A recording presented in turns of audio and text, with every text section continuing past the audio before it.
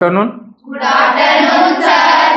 जैसा कि आप सभी को ज्ञात है, हमारा ये बायोलॉजी का सेकंड लेक्चर है और जो पीएनएचटी बैच 2025 का भी नया जो बैच स्टार्ट हुआ है उसमें हमारा सेकंड लेक्चर यहाँ पर है। और हमने थोड़ी देर पहले ही आपको इसका जो मेन लेक्चर हमने पढ़ाया है, ये रिवीजन क्लासेस है या रिवीजन वाला सेशन है।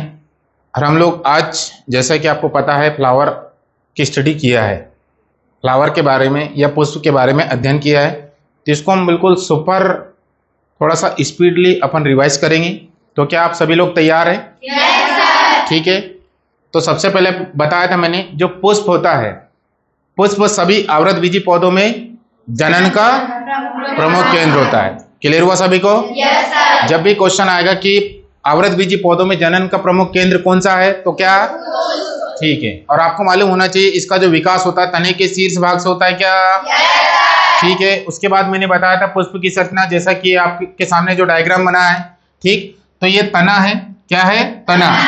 और तने से पुष्प जिस तंतु के समान संरचना से जुड़ी रहती है उसको पेडिसल इंग्लिश में बोलते हैं, और हिंदी में क्या बोलेंगे? पुष्पराग। क्या बोलते हैं? पुष्पराग। ये किससे मिलकर बनी होगी? कैल्शियम पैक्टेट से।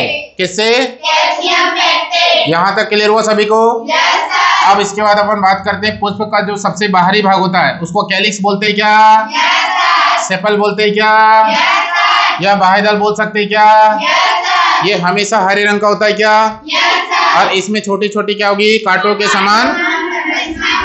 समान संरचनाएं पाई जाती, इसलिए ये चारा खाने वाले जंतुओं से पुष्प को क्या करती है? सुरक्षा प्रदान करती है। यहाँ तक क्लियर हुआ सभी को? ठीक है। और हमेशा याद रखना, ये हमेशा हरे कलर का होता है, इसको किसी भी केमिकल के द्वारा दूसरे कलर में चेंज नहीं कर सकते। यहाँ तक क्लियर हुआ सभी को? अब इसी के बाद अपन अंदर में जाते हैं, तो ये बड़ी जो पंखुड़ियां होती हैं जिसको अपन क्या बोलते हैं? दल। क्या बोलेंगे? या कोरोला या पेटल बोलते हैं, क्या बोलेंगे? या दल बोलते हैं। और आपको मालूम होना चाहिए अलग अलग पुष्पों में अलग अलग रंग के हो सकते हैं। क्लियर हुआ सभी को? आपको मालूम होना चाहिए इसको रंग प्रदान करने के पीछे जो जल में घुलनशील वर्णक होता है उस वर्णक को क्या बोलेंगे? एंथोसायनिन। क्या बोलेंगे? एंथोसायनिन। और ये रंगीन होने के कारण कीटों को परागण के लिए क्या करती है?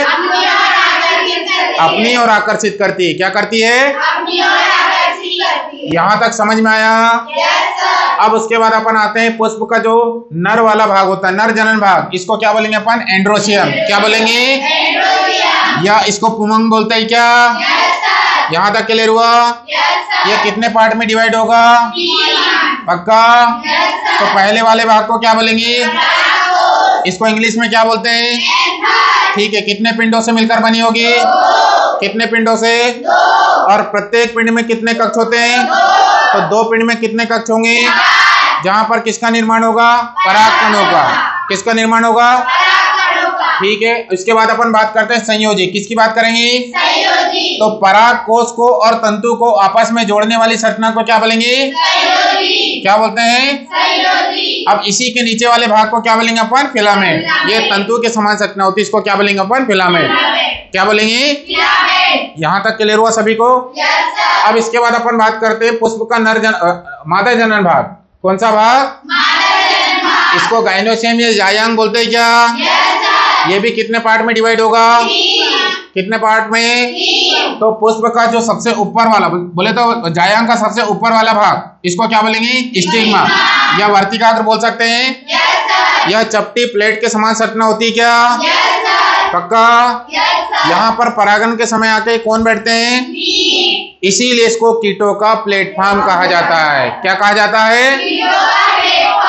पक्का? और जो इसकी ऊपरी सतह जो होती है कैसी होती है? चिपचिपे स्वभाव की होती है। कैसी होगी? यहाँ तक समझ में आया? ठीक है। अब उसके बाद इसके बीच वाले भाग को क्या बोलेंगे अपन? स्टाइल या वर्तिका। क्या बोलेंगे? वर्तिका हिंदी में बोलेंगे और इंग्लिश में क्या बोलेंगे? ये खोखली तंतुमय संरचना होती है, क्या? ये वर्तिकाग्र को और अंडाशय को आपस में क्या करती है?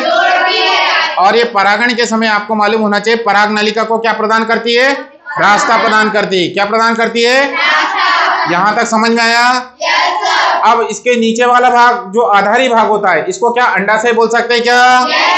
ठीक है। और आपको मालूम होना चाहिए कि अंडाशय के अंदर किसका निर्माण होता है? बीजाणु। किसका निर्माण होगा? यहाँ तक समझ में आया सभी को? और पुष्प के सारे भाग जहां पर विराजमान होते, जहां पर स्थित होते, उसको क्या बोलेंगे? पुष्पासन या थैलेमस। क्या बोलेंगे? किस किस को समझ में आया? सारे बच्चों को समझ में आया? तो इसी प्रकार क्या है कि सतत रूप से आप अध्ययन कीजिए, रिवीजन कीजिए, जहां पर भी जो डाउट्स आते हैं उनको जरूर पूछिए, क्योंकि यदि आप लोग नहीं पूछोगे तो डाउट्स का समाधान नहीं होगा।